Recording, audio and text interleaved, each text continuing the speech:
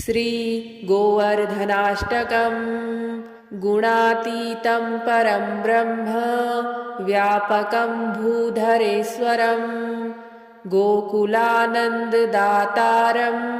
वन्दे गोवर्धनं गिरिं गोलोकाधिपतिं कृष्ण विग्रहं परमेश्वरं चतुष्पदार्थदं नित्यं वन्दे गोवर्धनं गिरिं नानाजन्मकृतं पापं दहेत्तूलं हुतासनः कृष्णभक्तिप्रदं सस्वद् वन्दे गोवर्धनं गिरिं सदानन्दं सदा वन्द्यं सदा सर्वार्थसाधनं साक्षिणं सकलाधारं वन्दे गोवर्धनं गिरिं सुरूपं स्वस्तिकासीनं सुनासाग्रं कृतेक्षणं ध्यायन्तं कृष्ण कृष्णेति वन्दे गोवर्धनं गिरिं विश्वरूपं प्रजाधीशं वल्लवीवल्लभप्रियं विहवलप्रियमात्मानं वन्दे गोवर्धनं गिरिं आनन्दकृत्सुरासीस कृतसंभारभोजनं महेन्द्रमदहन्तारं वन्दे गोवर्धनं गिरिं कृष्णलीलारसाविष्टं कृष्णात्मानं कृपाकरं कृष्णानन्दप्रदं साक्षात् वन्दे गोवर्धनं गिरिं गोवर्धनाष्टकमिदं यः पठेद्भक्तिसंयुतः तन्नेत्रगोचरो याति कृष्णो गोवर्धनेश्वरः इदं श्रीमद्घनश्याम नन्दनस्य महात्मनः ज्ञानिनो ज्ञानिरामस्य कृतिर्विजयतेतराम् गुणातीतं परं ब्रह्म व्यापकं भूधरेश्वरं गोकुलानन्ददातारं वन्दे गोवर्धनं गिरिं गोलोकाधिपतिं कृष्ण विग्रहं परमेश्वरं चतुष्पदार्थदं नित्यं वन्दे गोवर्धनं गिरिं नानाजन्मकृतं पापं दहेत्तूलं हुतासनः कृष्णभक्तिप्रदं सस्वद् वन्दे गोवर्धनं गिरिं सदानन्दं सदा वन्द्यं सदा सर्वार्थसाधनं साक्षिणं सकलाधारं वन्दे गोवर्धनं गिरिं सुरूपं स्वस्तिकासीनं सुनासाग्रं कृतेक्षणं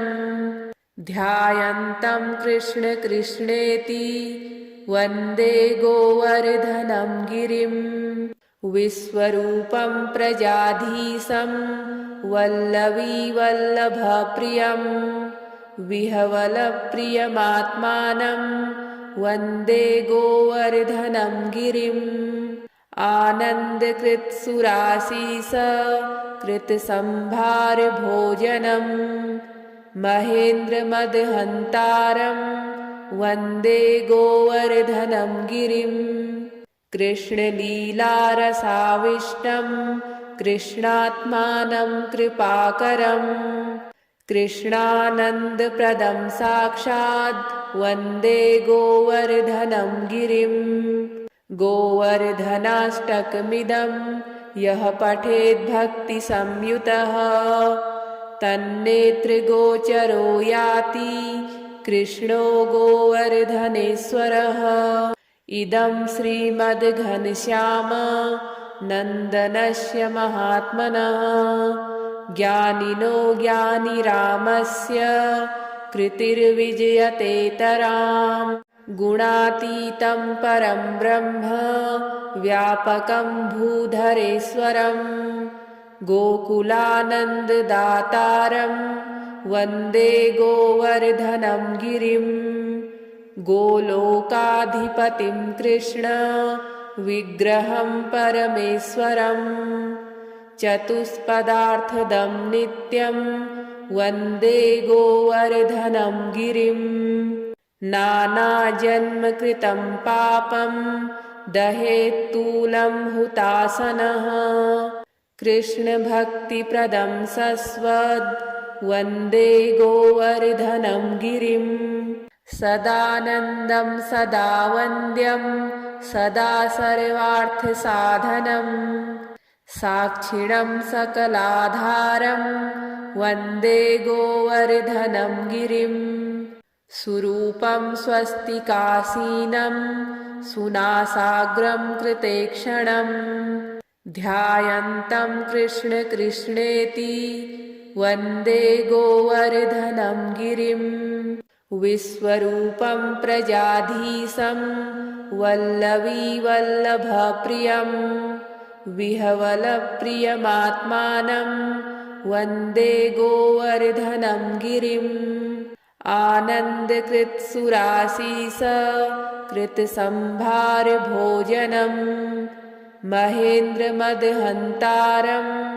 वन्दे गोवर्धनं गिरिं कृष्णलीलारसाविष्टं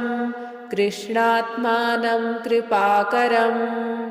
कृष्णानन्दप्रदं साक्षात् वन्दे गोवर्धनं गिरिं गोवर्धनाष्टकमिदं यः पठेद्भक्तिसंयुतः तन्नेत्रगोचरो याति कृष्णो गोवर्धनेश्वरः इदं श्रीमद्घनश्याम नन्दनस्य महात्मनः ज्ञानिनो ज्ञानिरामस्य कृतिर्विजयतेतराम् गुणातीतं परं ब्रह्म व्यापकं भूधरेश्वरं गोकुलानन्ददातारं वन्दे गोवर्धनं गिरिं गोलोकाधिपतिं कृष्ण विग्रहं परमेश्वरं चतुष्पदार्थदं नित्यं वन्दे गोवर्धनं गिरिं नानाजन्मकृतं पापं दहेत्तूलं हुतासनः कृष्णभक्तिप्रदं सस्वद् वन्दे गोवर्धनं गिरिं सदानन्दं सदा वन्द्यं सदा सर्वार्थसाधनं साक्षिणं सकलाधारं वन्दे गोवर्धनं गिरिं सुरूपं स्वस्तिकासीनं सुनासाग्रं कृतेक्षणं ध्यायन्तं कृष्ण कृष्णेति वन्दे गोवर्धनं गिरिं विश्वरूपं प्रजाधीशं वल्लवीवल्लभप्रियं विहवलप्रियमात्मानं वन्दे गोवर्धनं गिरिम् आनन्दकृत्सुरासीस कृतसंभारभोजनं महेन्द्रमदहन्तारं वन्दे गोवर्धनं गिरिं कृष्णलीलारसाविष्टं कृष्णात्मानं कृपाकरं कृष्णानन्दप्रदं साक्षात् वन्दे गोवर्धनं गिरिं गोवर्धनाष्टकमिदं यः पठेद्भक्तिसंयुतः तन्नेत्रगोचरो याति कृष्णो गोवर्धनेश्वरः इदं श्रीमद्घनश्याम नन्दनस्य महात्मनः ज्ञानिनो ज्ञानिरामस्य कृतिर्विजयतेतराम् गुणातीतं परं ब्रह्म व्यापकं भूधरेश्वरं गोकुलानन्ददातारं वन्दे गोवर्धनं गिरिं गोलोकाधिपतिं कृष्ण विग्रहं परमेश्वरम्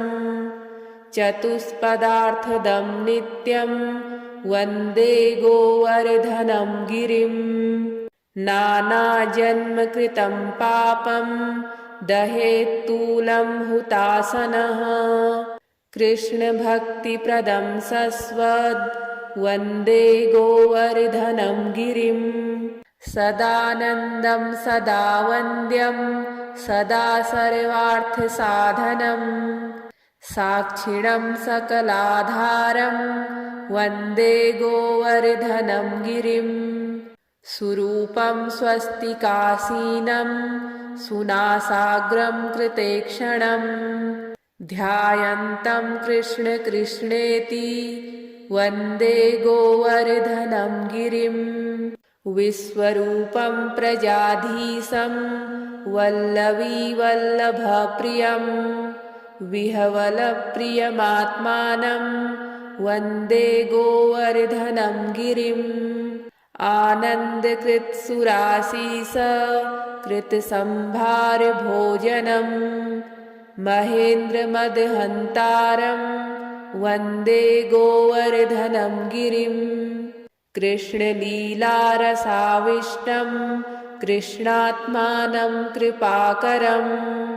कृष्णानन्दप्रदं साक्षात् वन्दे गोवर्धनं गिरिम् गोवर्धनाष्टकमिदं यः पठेद्भक्तिसंयुतः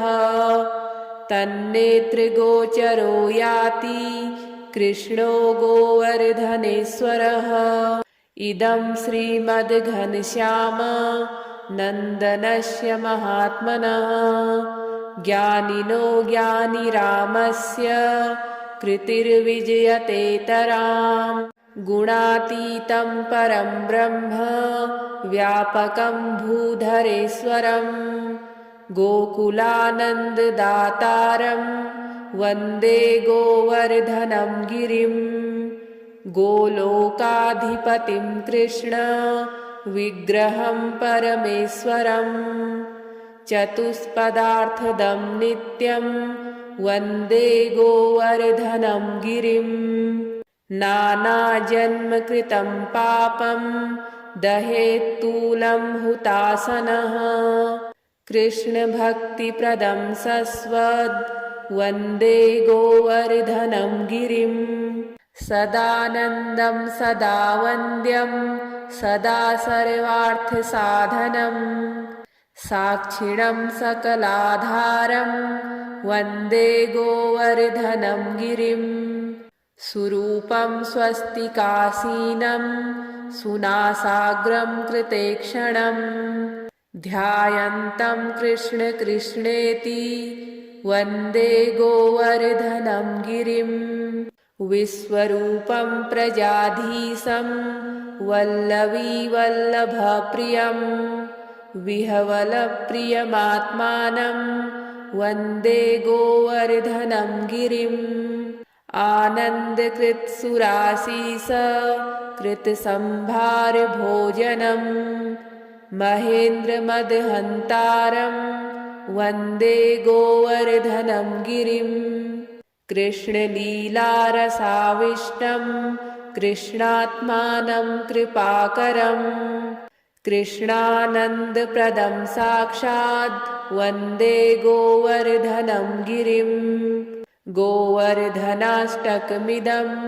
यः पठेद्भक्तिसंयुतः तन्नेत्रगोचरो याति कृष्णो गोवर्धनेश्वरः इदं श्रीमद्घनश्याम नन्दनस्य महात्मनः ज्ञानिनो ज्ञानिरामस्य कृतिर्विजयतेतराम् गुणातीतं परं ब्रह्म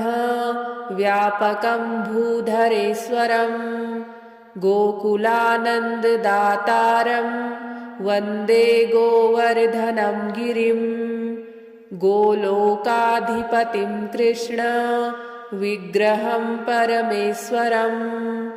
चतुष्पदार्थदं नित्यं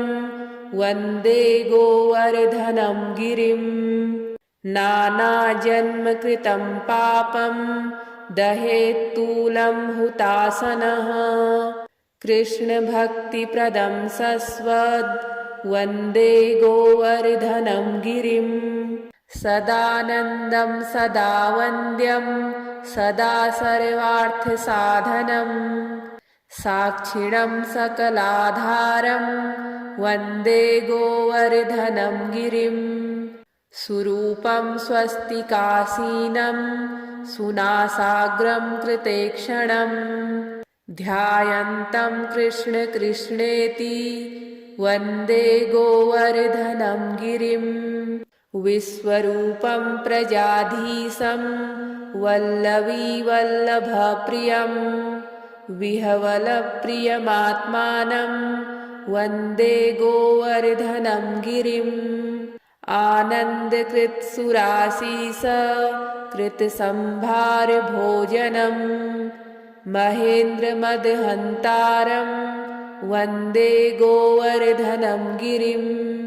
कृष्णलीलारसाविष्टं कृष्णात्मानं कृपाकरं कृष्णानन्दप्रदं साक्षात् वन्दे गोवर्धनं गिरिम् गोवर्धनाष्टकमिदं यः पठेद्भक्तिसंयुतः तन्नेत्रगोचरो याति कृष्णो गोवर्धनेश्वरः इदं श्रीमद्घनश्याम नन्दनस्य महात्मनः ज्ञानिनो ज्ञानिरामस्य कृतिर्विजयतेतराम् गुणातीतं परं ब्रह्म व्यापकं भूधरेश्वरं गोकुलानन्ददातारं वन्दे गोवर्धनं गिरिं गोलोकाधिपतिं कृष्ण विग्रहं परमेश्वरं चतुष्पदार्थदं नित्यं वन्दे गोवर्धनं गिरिं नानाजन्मकृतं पापं दहेत्तूलं हुतासनः कृष्णभक्तिप्रदं सस्वद् वन्दे गोवर्धनं गिरिं सदानन्दं सदा वन्द्यं सदा सर्वार्थसाधनं साक्षिणं सकलाधारं वन्दे गोवर्धनं गिरिम् सुरूपं स्वस्तिकासीनं सुनासाग्रं कृतेक्षणं ध्यायन्तं कृष्ण कृष्णेति वन्दे गोवर्धनं गिरिं विश्वरूपं प्रजाधीशं वल्लवीवल्लभप्रियं विहवलप्रियमात्मानं वन्दे गोवर्धनं गिरिम् आनन्दकृत्सुरासीस कृतसंभारभोजनं महेन्द्रमदहन्तारं वन्दे गोवर्धनं गिरिं कृष्णलीलारसाविष्टं कृष्णात्मानं कृपाकरं कृष्णानन्दप्रदं साक्षात् वन्दे गोवर्धनं गिरिम् गोवर्धनाष्टकमिदं यः पठेद्भक्तिसंयुतः तन्नेत्रगोचरो याति कृष्णो गोवर्धनेश्वरः इदं श्रीमद्घनश्याम नन्दनस्य महात्मनः ज्ञानिनो ज्ञानिरामस्य कृतिर्विजयतेतराम् गुणातीतं परं ब्रह्म व्यापकं भूधरेश्वरं गोकुलानन्ददातारं वन्दे गोवर्धनं गिरिं गोलोकाधिपतिं कृष्ण विग्रहं परमेश्वरं चतुष्पदार्थदं नित्यं वन्दे गोवर्धनं गिरिं नानाजन्मकृतं पापं दहेत्तूलं हुतासनः कृष्णभक्तिप्रदं सस्वद् वन्दे गोवर्धनं गिरिम् सदानन्दं सदा वन्द्यं सदा सर्वार्थसाधनं साक्षिणं सकलाधारं वन्दे गोवर्धनं गिरिम् सुरूपं स्वस्तिकासीनं सुनासाग्रं कृतेक्षणं ध्यायन्तं कृष्ण कृष्णेति वन्दे गोवर्धनं गिरिम् विश्वरूपं प्रजाधीशं वल्लवीवल्लभप्रियं विहवलप्रियमात्मानं वन्दे गोवर्धनं गिरिम् आनन्दकृत्सुरासीस कृतसंभारभोजनं महेन्द्रमदहन्तारं वन्दे गोवर्धनं गिरिम् कृष्णलीलारसाविष्टं कृष्णात्मानं कृपाकरं कृष्णानन्दप्रदं साक्षात् वन्दे गोवर्धनं गिरिम् गोवर्धनाष्टकमिदं यः पठेद्भक्तिसंयुतः तन्नेत्रगोचरो याति कृष्णो गोवर्धनेश्वरः इदं श्रीमद्घनश्याम नन्दनस्य महात्मनः ज्ञानिनो ज्ञानिरामस्य कृतिर्विजयतेतराम् गुणातीतं परं ब्रह्म व्यापकं भूधरेश्वरं गोकुलानन्ददातारं वन्दे गोवर्धनं गिरिम् गोलोकाधिपतिं कृष्ण विग्रहं परमेश्वरं चतुष्पदार्थदं नित्यं वन्दे गोवर्धनं गिरिम् नानाजन्मकृतं पापं दहेत्तूलं हुतासनः कृष्णभक्तिप्रदं सस्वद् वन्दे गोवर्धनं गिरिम्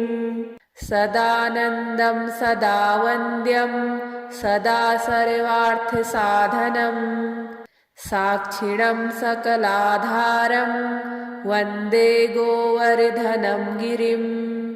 सुरूपं स्वस्तिकासीनं सुनासाग्रं कृतेक्षणं ध्यायन्तं कृष्ण कृष्णेति वन्दे गोवर्धनं गिरिम्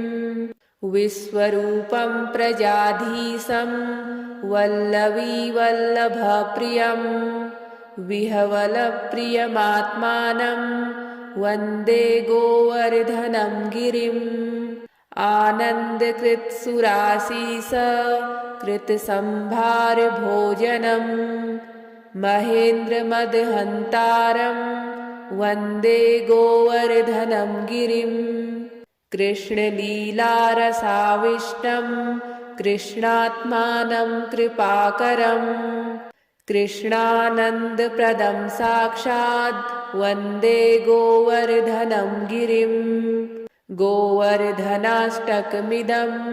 यः पठेद्भक्तिसंयुतः तन्नेत्रगोचरो याति कृष्णो गोवर्धनेश्वरः इदं श्रीमद्घनश्याम नन्दनस्य महात्मनः ज्ञानिनो ज्ञानिरामस्य कृतिर्विजयतेतराम् गुणातीतं परं ब्रह्म व्यापकं भूधरेश्वरं गोकुलानन्ददातारं वन्दे गोवर्धनं गिरिम् गोलोकाधिपतिं कृष्ण विग्रहं परमेश्वरं चतुष्पदार्थदं नित्यं वन्दे गोवर्धनं गिरिम् नानाजन्मकृतं पापं दहेत्तूलं हुतासनः कृष्णभक्तिप्रदं सस्वद् वन्दे गोवर्धनं गिरिम् सदानन्दं सदा वन्द्यं सदा सर्वार्थसाधनं साक्षिणं सकलाधारं वन्दे गोवर्धनं गिरिं सुरूपं स्वस्तिकासीनं सुनासाग्रं कृतेक्षणं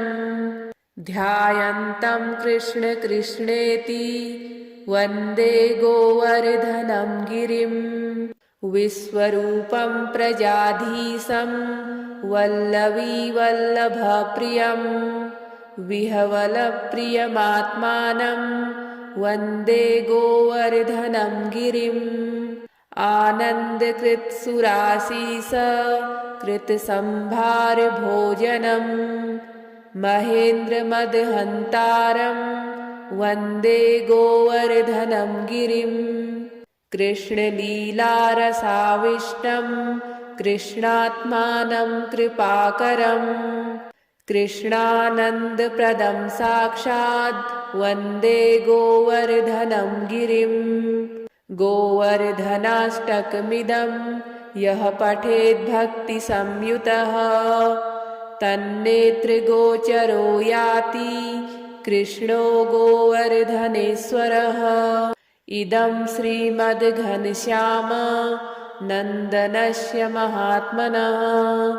ज्ञानिनो ज्ञानिरामस्य कृतिर्विजयतेतराम्।